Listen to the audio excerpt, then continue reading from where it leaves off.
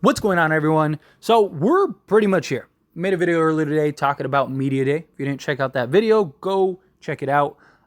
Tomorrow is officially Media Day, and I want to look at our first 10 games, right? I don't know how much of it you can see on screen just because YouTube's it usually cuts parts off for this big image, but our first 10 games are tough, like tough. And we're going to find out who we are as a team rather quickly, right? Last year, we started, 2-10 through our first 12 games, and we cannot have that happen again this year, right? We got to be locked in. We got to be focused. We got to get off to a good start. Now, obviously, we play Denver. I'm sure all of you are aware of that by now. I truly believe we beat Denver. I know some Laker fans don't think so. Look, Darvin Ham has already said some stuff about them and how they're excited. You know the Lakers have that circled on their calendar. It's going to be rain day. I fully believe the Lakers are going to want to go in there and just smack Denver in the mouth immediately. Now, if we had an entirely new roster that wasn't a part of it, maybe not. But half of the guys and at least the starters still have that lingering in their minds right now of like, we got embarrassed. Let's go and embarrass them. I'm not saying we beat them by 30 or anything like that, but I truly believe the Lakers are going to beat Denver. Next up, you got Phoenix. Phoenix, they're most people's picks to win it all, right? And again, on paper, you look at them on paper, give them the trophy now. Now, obviously, we know that paper doesn't always translate to success. As a Laker fan, every other year we have a roster that on paper looks like it's going to win it all, and more times than not, it does. So, Phoenix is going to be tough. Then you got Sacramento, Orlando, and the Clippers. The Clippers have beaten us like every game the last, 4 years or whatever. They're like 13-0 or whatever against us. That's not good. But I would like to beat the Clippers. I would. I'd like to kind of end that streak immediately. I like that we play them early, get established, get going. And then Orlando. So out of our first 5 games, you're talking potentially 4 of the top 5 to 6 teams in the entire league, right? So again, it's going to be tough. It's going to be very interesting. We play Denver and Sacramento in Denver and Sacramento. Phoenix is our first home game. And that's kind of why I think we beat Phoenix. And I also think Phoenix might take a little while to kind of get into the swing of things. So I'm hoping that, Lakers, because they have the continuity of last year a bit, not like they played a whole season together or anything, but they do have a little bit more chemistry and understanding. I'm hoping that that's kind of our advantage early on. The first Phoenix game, to be honest, I don't want to put too much stock into it either way, right?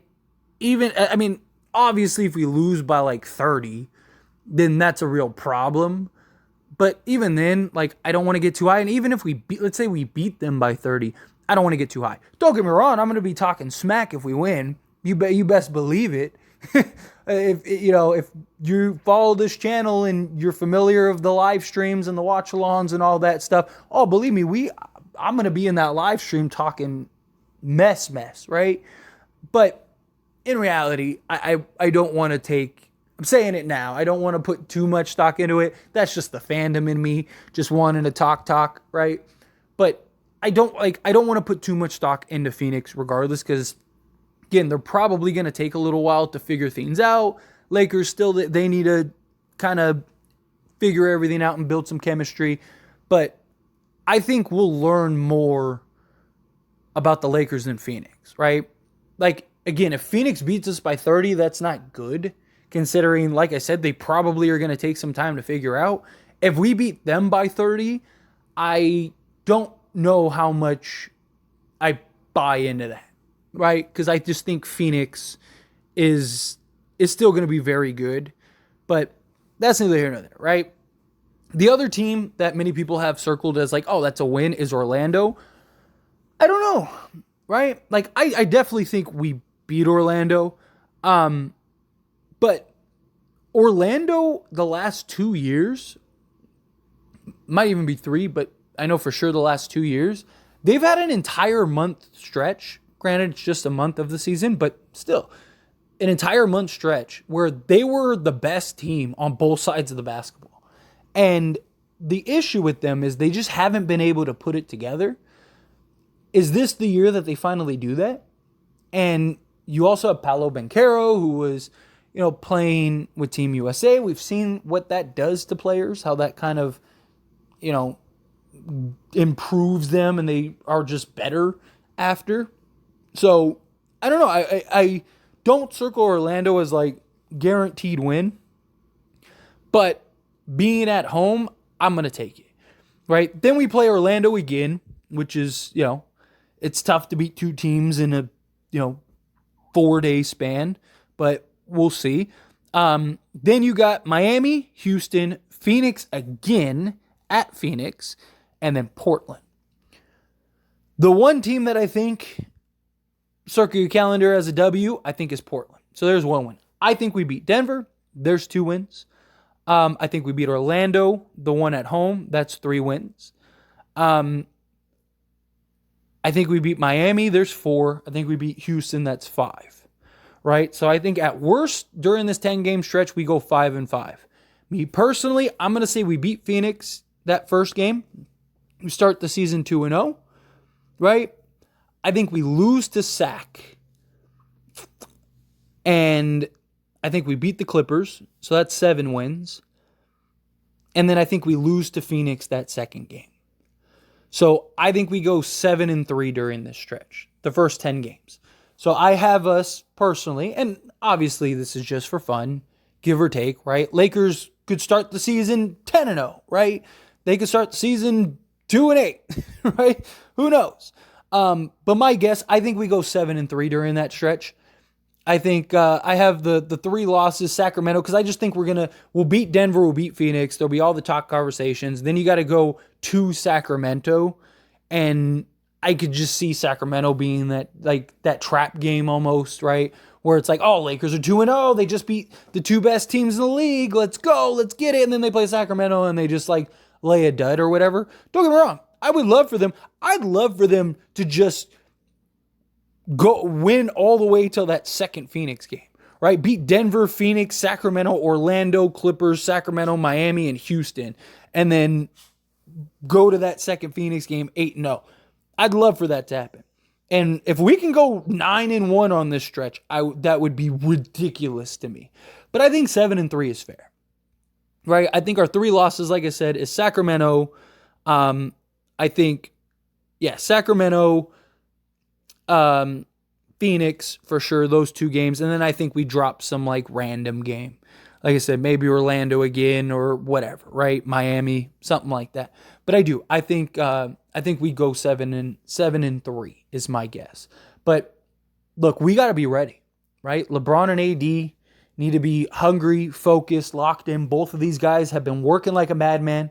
And look, I think they feel like, all right, this is it. We were right there, man. They had to have had those conversations this offseason of dude, we were halfway there. We were 8 games away from an NBA championship. We got everybody coming back. Rob Pelinka did his thing. Just got all these guys. It's go time. Let's get this done. Right? Let's lock in. Let's focus. Let's go win this chip this year. Right? Especially LeBron. Because who knows how many years he has left. So I'm sure him more than anybody is looking at this as we got it. I need to start winning here. If I'm gonna win another championship, it's got to be within the next year or 2, right? Hopefully he can win the next 2. Especially if he wins this year, I could see him doing whatever it takes to win the following year. But time will tell. But these 2 guys got to be locked in. They got to be focused. They got to be hungry. They got to be ready. These 2 guys. We've heard all the talks about Anthony Davis really grinding and working in the gym. We've seen all the just the videos and the images and all that stuff of him, in the lab going to work. Rob Pelinka talked about how they believe that Anthony Davis has still got his best basketball ahead of him, that he hasn't even reached his peak yet. I surely hope that's the case. I really think, and look, maybe this ages like old milk, right? I really think Anthony Davis is going to be like MVP level. I don't know if he actually wins it because, one, I don't know if he'll play enough games to do it because he's got to play at least 65 games. But I think he'll be to that level.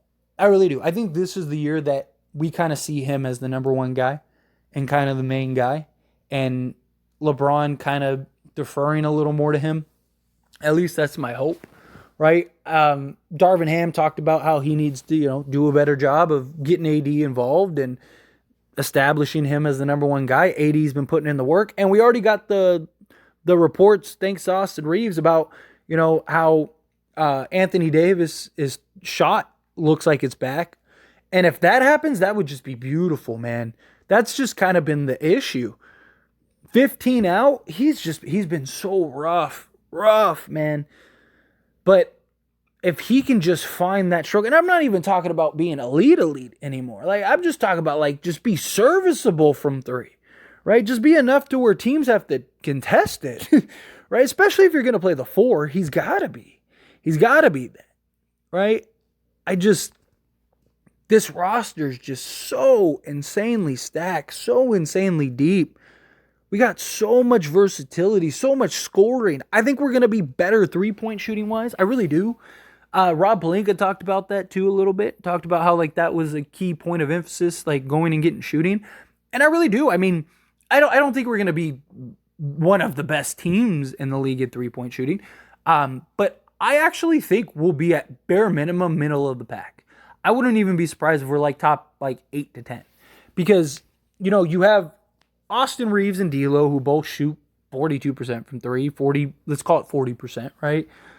So you got them who are 40%. Max Christie, it was a small sample size, but he's 40%, or he was.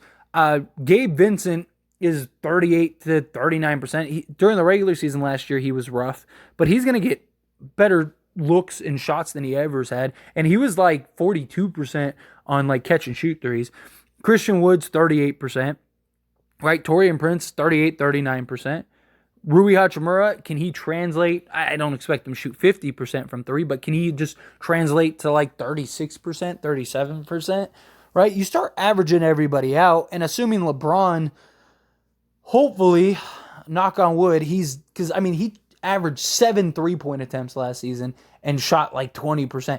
I'm hoping that's not the case this year. I'm hoping he gets back to like average at least, because if he is again, then that's going to drop our 3-point percentage drastically. I'm hoping he kind of gets to even just league average, right? Be 35%, right? Like then I think we'll be around 36% from three, somewhere in that ballpark, which would be nice, which would put us in like the top 10. But I think number one defense in the league. And look, some people call me crazy about this. I don't think it's really that crazy. Right? Like, I wouldn't be surprised the Lakers are the number one offense in the league. Seriously. I know you look at teams like, the Phoenix Suns, right? And it's like Bradley Beal, Kevin Durant, Devin Booker. Yeah, that's great and all, but Bradley Beal's probably going to drop to like 15 points per game. Kevin Durant will probably get his, 25, 27. Booker will probably get his, 27 to 30 or whatever. They'll score a bunch of points, I think. I think that they'll be up there too. But, I mean, look, Lakers averaged 116 points. We're 7th in the league. The number one team was Sacramento last year at 120. You don't think that this roster's 4 points better than last year? Right? I think at worst, they're probably top 3, maybe top 4, somewhere in that ballpark. Right? Like, how many teams have more offensive firepower than them? Like, Phoenix, yeah. You want to say Phoenix? Absolutely. I completely understand that. But like Denver, they got some firepower, right? Okay. Warriors, we'll see. How does the Chris Paul thing work out, right? Draymond's already hurt. Not that he was a scorer, but he's kind of their engine on both sides of the basketball. Now they do have, again, Chris Paul. We'll see how that shapes up. But Steph, right? Like, Clay, can he kind of get back to what he was? And they lost Jordan Poole, who was like their second leading scorer. So I don't know how good offensively they're going to be. Sacramento will probably be up there again offensively. So I look at it, Boston last year was top 5. I think they were 5th in offense. Milwaukee, it will be better offensively, but I don't think that they're going to be like top 3 offensively. So, I mean, maybe, you never know. I don't think it's far-fetched that the Lakers, say Sacramento and Phoenix are number, 1 and 2, whichever order. I think at worst the Lakers are probably 3rd, but I think they'll be top 5 on both. I think they'll be top 5 offense, top 5 defense, which, to put in perspective, the only team that was top 5 in both last year were the Boston Celtics. It's the only team that was top 5 in both last year. So I think if the Lakers are there, then they're going to be one of, if not the best teams in the entire league. I don't know. I'm pumped. I'm excited. I'm taking the Lakers to go 7-3 during those first 10 games. So my thoughts, what are yours? What do you think? How many games do you think they win in the first 10? How do you think they start? But obviously I'd love for them to go 10-0. We'll see. But I think 7-3, I think that's fair. But let me know down in the comments.